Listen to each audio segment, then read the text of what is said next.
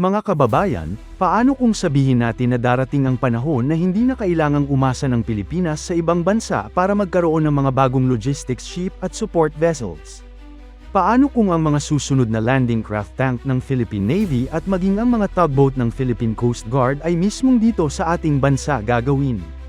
At higit sa lahat, paano kung ang mga barkong ito ay gawa ng mga Pilipino, para sa mga Pilipino?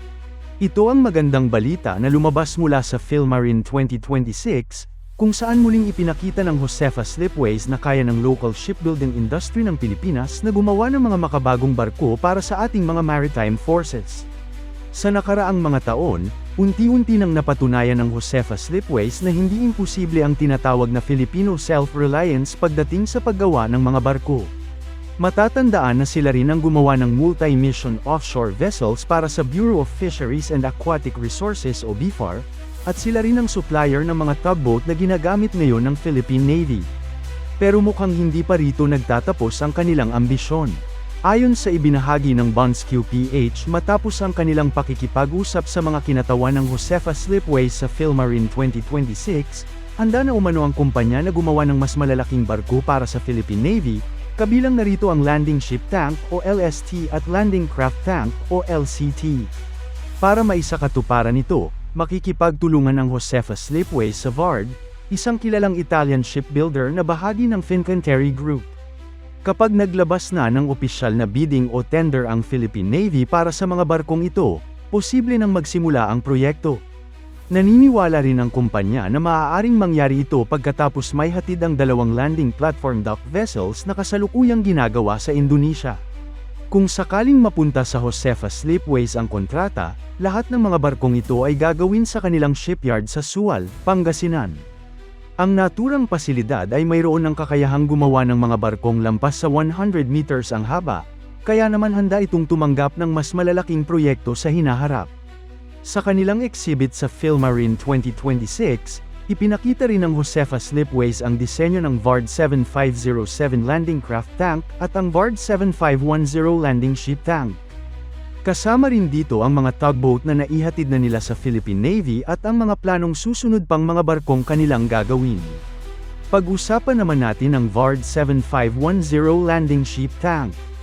Ang barkong ito ay may haba na 100 meters at may lapad na 18 meters. Kaya nitong tumakbo ng hanggang 16 knots kahit puno ang karga. Isa sa pinakamalaking bentahe nito ay ang kakayahan nitong magsakay ng mahigit 500 personnel. Bukod dito, mayroon itong malawak na cargo deck na maaaring lagyan ng mga tangke, military vehicles, at iba pang kagamitan depende sa misyon. Samantala, ang VARD 7507 Landing Craft Tank naman ay may haba na 70 meters at lapad na 13 meters. Kaya rin itong umabot sa 15 knots kapag fully loaded. Bagamat mas maliit kumpara sa LST, napakahalaga ng papel nito sa mabilisang pagdadala ng mga sundalo, sasakyan, at mga supply sa iba't ibang bahagi ng bansa. Napakahalaga ng mga ganitong barko para sa isang bansang tulad ng Pilipinas na binubuo ng libu-libong isla. Sa panahon ng kalamidad, sakuna, o maging sa mga operasyong militar, malaking tulong ang mga barkong ito para sa mabilis na pagresponde. Isa sa mga pinakamagandang kakayahan ng VARD 7510 ay ang pagkakaroon nito ng bow at stern ramps. Sa simpleng salita, maaari itong magsagawa ng roll-on at roll-off operations, kung saan direktang makakababa ang mga sasakyan at kagamitan mula sa barko papunta sa dalampasigan. Mayroon din itong crane systems na maaaring gamitin para sa karagdagang cargo handling o pagsuporta sa mga fast craft. Hindi lang yan, ang barkong ito ay mayroon ding helicopter landing deck na kayang tumanggap ng aircraft na may bigat na hanggang 13 tons. Ibig sabihin, maaari rin itong magsagawa ng air operations at magsilbing karagdagang suporta sa mga helicopter ng Armed Forces of the Philippines. Malaking bagay ito dahil tumataas na ang pangangailangan ng Philippine Navy para sa mas modernong sealift capability. Sa kasalukuyan, marami sa mga legacy vessels ng hukbong dagat ay matagal nang ginagamit at nangangailangan na ng kapalit. Habang tumatagal, lalong tumataas ang gastusin sa maintenance at lalong nagiging mahirap ang paghahanap ng spare parts. Dahil dito, naapektuhan ang operational readiness ng mga barkong ito. Kaya naman napakahalaga ng pagkakaroon ng mga bagong landing ship tank upang mapalitan ang mga tumatandang barko at mapanatili ang kakayahan ng Philippine Navy na magsagawa ng iba't ibang operasyon. Pero hindi lamang ang Philippine Navy ang may magandang balita. Pati ang Philippine Coast Guard ay maaaring magkaroon ng mga bagong tugboat sa mga susunod na taon. Habang inaasahang madaragdagan pa ang mga Magbanua-class vessels ng Coast Guard, pinag-aaralan na rin ng serbisyo ang pagkuha ng mga support vessels, kabilang ang mga ocean-going tugboats. Ayon din sa mga kinatawan ng Josefa Slipways na nakausap ng Bonds QPH, posible umanong magbukas ang Philippine Coast Guard ng procurement para sa isang ocean-going tug na kayang suportahan ng malalaking barko tulad ng Magbanua-class at Silang-class vessels. Upang matugunan ang pangangailangang ito, inaalok ng Josefa Slipways ang parehong klase ng tugboat na dati na nilang ginawa para sa Philippine Navy. Kabilang dito ang 60-ton Bollard Pull ocean-going tug at ang 40-ton Bollard Pull harbor tug. Kapag pareho nang gumagamit ng magkakaparehong tugboat ang Navy at Coast Guard, magiging mas madali ang logistics at maintenance. Mas magiging simple rin ang pagkuha ng spare parts, technical support, at sustainment services dahil iisa lamang ang supplier.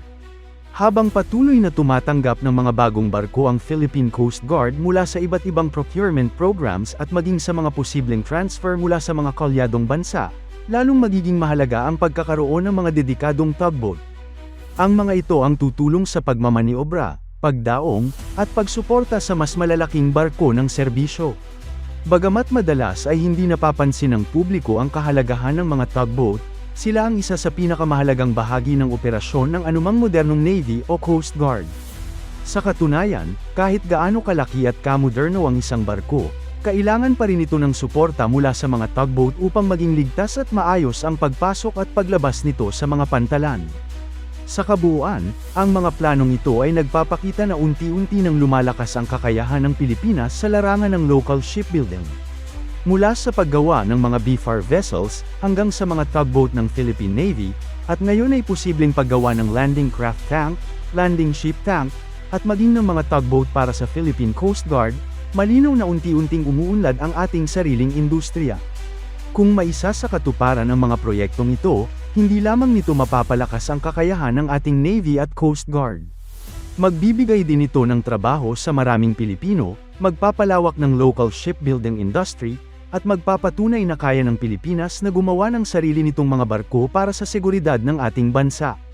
At sa mga susunod na taon, baka dumating ang panahon na ang karamihan sa mga barkong nagbabantay sa ating karagatan ay proudly made in the Philippines. Ano ang masasabi ninyo mga kababayan? Handa na ba ang Pilipinas na pumasok sa bagong panahon ng local military shipbuilding?